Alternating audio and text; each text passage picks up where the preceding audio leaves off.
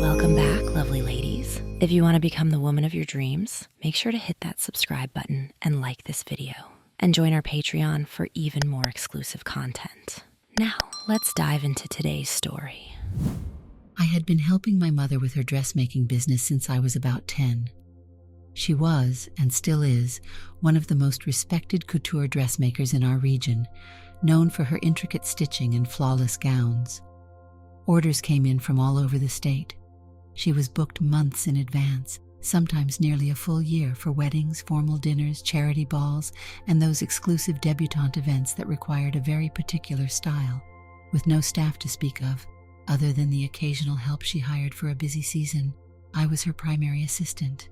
My job initially had been simple enough: stand in as a fitting model when no one else was available. Since I was just a kid and quite slim, my mother would pad me out so I roughly resembled the silhouette of her clients. At first it felt a bit odd, but I got used to it quickly. After all, I had grown up surrounded by fabric rolls, half-finished gowns on dress forms, and the soft hum of my mother's sewing machine. The years slipped by, and I never really stopped helping her. Even after graduating from high school and turning 19, I stuck around. It wasn't that I lacked ambition. It was more that I enjoyed assisting her in the workshop, and I had no urgent plans. My mother liked having me there. Plus, I had learned a thing or two about sewing, hemming, hand-stitching lace, and pressing delicate fabric. The natural progression was that I continued serving as a stand-in model. By that point, slipping on a bra, some hip padding, and a corset underneath a gown was as normal to me as anyone else putting on jeans and a t-shirt. That's how I spent countless afternoons, pinned into dresses, standing on a small platform in front of a trio of mirrors, while my mother knelt at my feet, marking hems or adjusting waist seams. Around the time I was nearing 20, something different happened. I'd been wearing a beautiful evening gown while my mother worked the bodice, and I remember the soft swish of the fabric around my ankles, the way the bodice hugged my torso.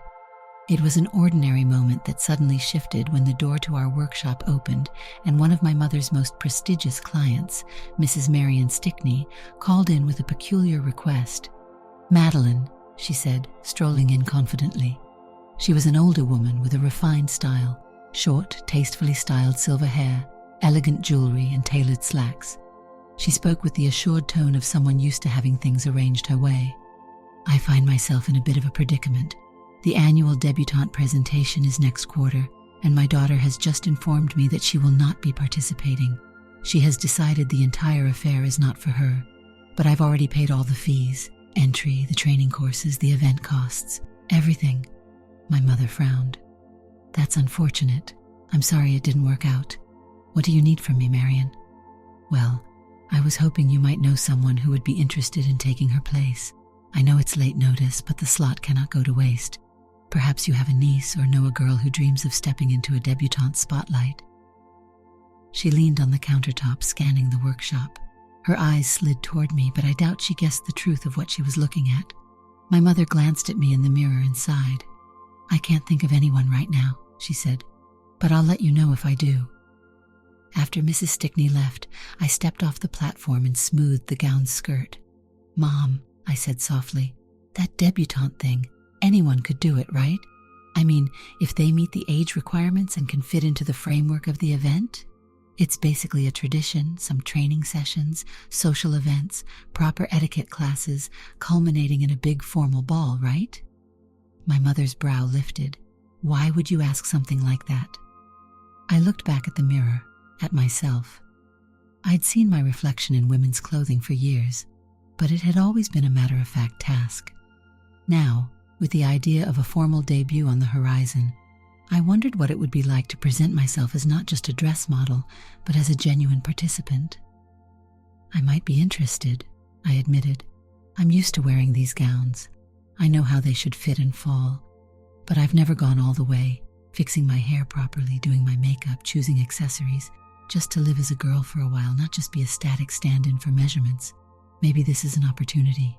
My mother looked stunned. "Are you serious, James? This isn't just putting on a dress. The debutante program involves several weeks, if not months, of preparation, social etiquette training, dances, attending special classes. You'd be living as a girl in many public situations, surrounded by other people who think of you as a young woman. You'd have to commit. I swallowed and nodded. I know it's different, but I keep thinking, I've spent nearly my whole life wearing these outfits without going beyond the workshop. Maybe I want to know what it would feel like if I did. I just want to see if I could actually do it, if I can fit in and make it work. She studied me carefully. This is a big decision. You're 19, old enough to make up your own mind, of course. If you do this, it's not a weekend experiment.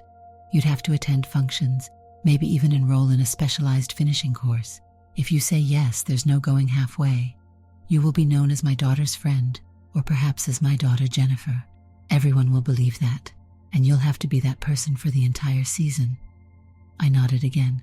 I know. Let's give it a try, just to see how I look at first. A small step. If I look ridiculous, we forget the idea. She sighed. All right. Let's try dressing you as a normal girl, not a model for a gown. We'll get you a skirt and blouse, some appropriate shoes, and I'll help with your makeup and hair. If you look convincing and feel comfortable, we'll think about the next step. A few days later, I stood in my bedroom with a simple outfit laid out. A knee-length skirt, a pastel blouse, sheer pantyhose, and flats. Underneath, I wore the padding I usually did for fittings, a bra with inserts, subtle hip padding. I slipped into the skirt and blouse, then carefully pulled on the flats. My mother knocked on the door and stepped in. She guided me to her vanity and helped shape my eyebrows, apply light foundation, blush, mascara, a soft eyeshadow, and a nude lipstick. She brushed out my hair, which I'd grown to medium length, and pinned it in a simple, feminine style. "Open your eyes," she said softly, turning me toward the mirror. I stared at my reflection. Gone was the neutral fitting dummy. Standing before me was a young woman who looked quite natural. There was nothing garish about my appearance. It felt surprisingly normal. "I look all right," I managed, voice hushed. My mother smiled. "You look better than all right. You look like a perfectly plausible young woman." She hesitated. "We'll call you Jennifer. That has a nice ring to it." Before I could respond, we heard the door chime. My mother's clients often arrived unannounced for small adjustments or to discuss details. I froze, uncertain. My mother patted my shoulder. "Relax, just stay here." But I followed her quietly. In the workshop stood none other than Mrs. Stickney, looking at a bolt of fabric. When she spotted me, her face lit up. "Madeline, who is this lovely young lady?" My mother glanced at me and I stepped forward, trying to keep my composure. "I'm Jennifer," I said in my best feminine voice. Then with a lower pitch closer to my natural tone, I added, "But I'm actually James." I shifted back. "We were just trying something new." Surprise washed over her face. She examined me with interest. "Your son?" She walked around me, taking in the details. "Madeline, I can hardly believe it. She looks so natural." My mother explained my long history as a fitting model and how we had never really taken that last step until now. As she spoke, I noticed a thoughtful look forming on the client's face. "Well," said Mrs. Stickney after a moment, "I believe I've found my substitute debutante. Jennifer, if you're interested, I'd be delighted to sponsor you. I'll handle the fees and arrange for you to attend the proper finishing courses. The season begins in 3 weeks. That should give you enough time to prepare. What do you say?" She left us to think it over. My mother turned to me. "This is it, James. If we say yes, you're really going to do this. You'll go to these classes as Jennifer, and people will know you as a young woman preparing for her debut. It's a big commitment." I felt a curious blend of nerves and excitement. "I want to try," I said finally. "I'm old enough to handle it. I've already gotten this far, and now I have a real chance to do something different." My mother nodded thoughtfully. "Then we'll need to get you ready. The finishing school will teach you plenty, but we need to make sure your presentation is flawless. We'll order a proper set of prosthetics, breast forms, and specialized underwear to ensure everything looks completely natural. It won't be cheap, but since Marion is paying the fees, this might be manageable." 2 days later, we visited a discreet boutique that specialized in helping performers, actors, and anyone else who needed realistic transformations. The fitting process took hours. They matched my skin tone perfectly for breast forms that blended seamlessly with my chest and recommended a specialized garment that would give me a feminine shape down below. Once done, I looked at myself in the boutique's full-length mirror. With these changes, I no longer had to rely solely on padding. Everything felt more balanced and believable. I felt a nervous thrill at how complete the transformation looked. Back home, my mother told me to practice everyday things, walking around the house, sitting, standing up, bending, reaching for objects. She reminded me that I couldn't just stand stiffly like a fitting mannequin. I had to move, breathe, and live as Jennifer. There's also a social aspect, she said. Let's start small. We have a community dance this Friday at St. Michael's Hall. You can attend as Jennifer, see how people react, and get comfortable interacting as a girl in a public setting. On Friday evening, I dressed in a casual sundress, sandals, and light makeup. My hair was styled softly around my face. With a small purse slung over my shoulder, I walked into the community dance feeling strangely vulnerable. I found a table near the back and tried not to fidget. Soon enough, a girl about my age approached. She wore a floral skirt and a friendly smile. "Hi," she said, sitting down without waiting for an invitation. "I'm Janice. Are you here alone?" I cleared my throat, remembering to keep my voice gentle. "Yeah, I'm new here as Jennifer." Before I could say more, a boy approached Janice, asked her to dance, and off they went. Moments later, another boy approached me, smiling shyly. "Would you like to dance?" he asked. His name was Mark, and I rose, trying to mimic the way I had seen girls move at school dances. We swayed to the music. He was polite, complimented my dress, and I relaxed. After a few dances, I returned to the table.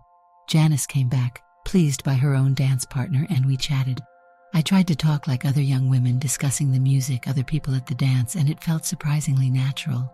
By the end of the evening, Janice and I exchanged numbers. She was easygoing and funny, and I was relieved to have made my first friend as Jennifer. My mother smiled when I told her about it. "Good," she said. "Having a friend your age is important. You'll learn plenty from her that I can't teach you." Within the next 2 weeks, I enrolled in a finishing school program that Marion arranged. It was a known institution for young women preparing for formal events, debutante balls, weddings, major galas.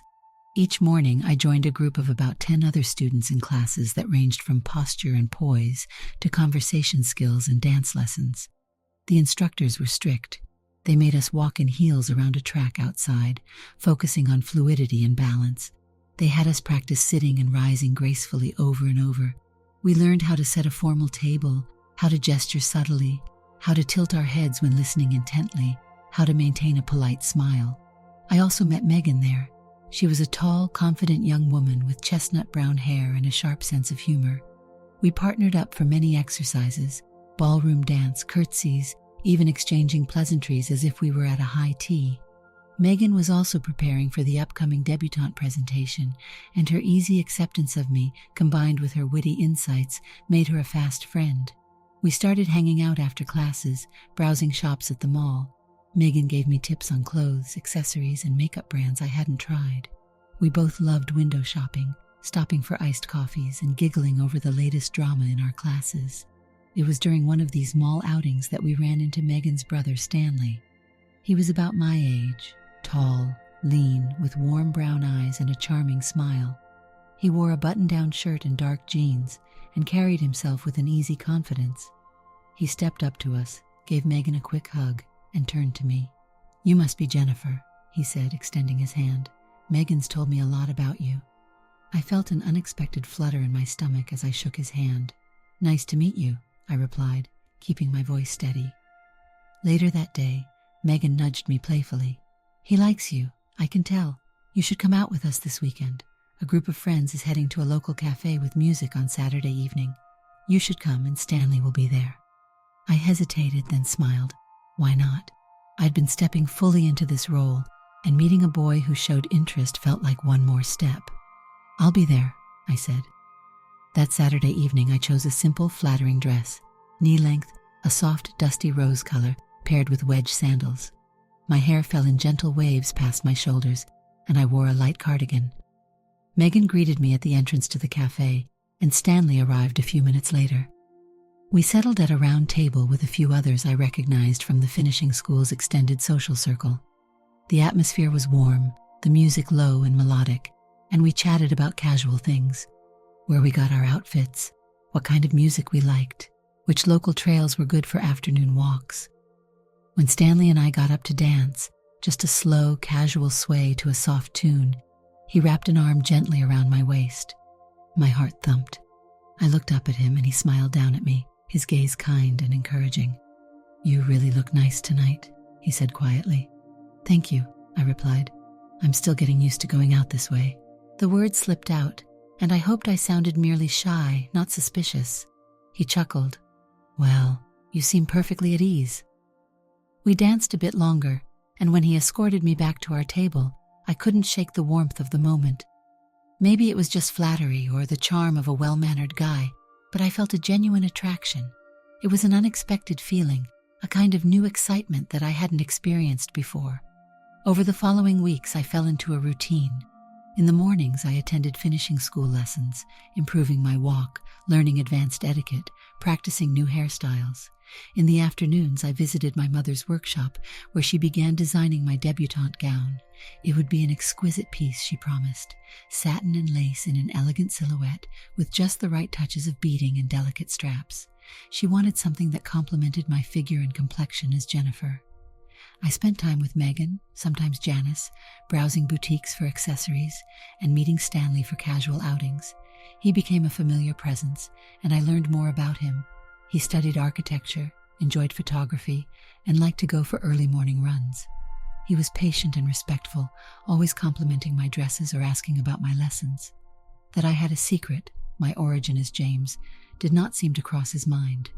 To him, I was simply Jennifer, a young woman who shared his interests and laughed at his jokes. Megan teased me gently. "You two look cute together," she said once as we strolled through a department store. "He talks about you a lot." I blushed. "We're just getting to know each other," I said, but I admitted to myself that his attention felt special. Dancing with him at the next community dance brought that same flutter I'd felt the first time. When he brushed a lock of hair off my face and smiled, my breath caught. The attraction confused me a bit, but I was too busy learning how to complete my new role to analyze it deeply. As the date of the debutante presentation approached, the finishing school intensified its curriculum. We practiced the formal waltz, the promenade, and the introductions. The presentation would be a lavish affair. Each debutante would be introduced to society, escorted by a partner. There would be a receiving line, a set of formal dances, and a charitable presentation. I would be introduced as Jennifer, sponsored by Mrs. Marion Stickney, with my escort Stanley. My mother spent late nights sewing the final details on my debutante gown. It was a cream satin with subtle lace overlays at the bodice and hem. The neckline was gentle, with thin straps that framed my shoulders. The skirt fell in romantic folds to just above my ankles, revealing delicate heels. Wearing it at my final fitting, I noticed how naturally I filled it out now. Months of careful posture, dance practice, and grooming had made my movements fluid. The prosthetics had long since blended into my sense of self. I no longer thought about how to stand or sit, I just did it. The night of the debutante presentation arrived. My mother pinned up my hair into a graceful updo, leaving a few soft tendrils around my face. My makeup was elegant but understated, my jewelry minimal. I was nervous, of course, stepping before an audience knowing they would see me as a poised young woman about to be introduced, sent butterflies through my stomach. Megan, dressed in a pale blue gown, waited with me backstage, giving my hand a reassuring squeeze. The other debutantes looked radiant. They were all dressed in pastel gowns, their hair styled, their expressions a careful combination of pride and anticipation. Stanley appeared, handsome in his tuxedo, and took my arm. I could smell a hint of cologne and feel the warmth of his hand over mine. "You look stunning," he whispered. I felt my cheeks glow. We waited our turn, and then the announcer called my name. Jennifer, presented under the patronage of Mrs. Marion Stickney, escorted by Stanley Reed. We stepped forward, greeted dignitaries, performed a short, graceful bow. The lights, the murmurs of the audience, the distant clink of glasses, it was all surreal. Then the music began, and Stanley and I danced onto the polished floor, gliding through the steps of a formal waltz. All those lessons, the hours of practice, the subtle adjustments of my mother's careful tailoring, the friendship and tips from Megan and Janice, they all converged into that perfect moment. I felt at ease, light on my feet, a part of the pageantry rather than an outsider. If anyone suspected I hadn't been born a girl, they gave no indication. I was simply one of the debutantes, making my social introduction. After the dance, Stanley guided me to the refreshment table, and my mother and Marion approached, both smiling broadly. Marion took my hand. "You were wonderful, Jennifer, graceful and charming. I knew we made the right choice inviting you to join us." My mother beamed. "I'm so proud of you. Just look at you." Megan passed by with her escort and winked, mouthing, "Congratulations."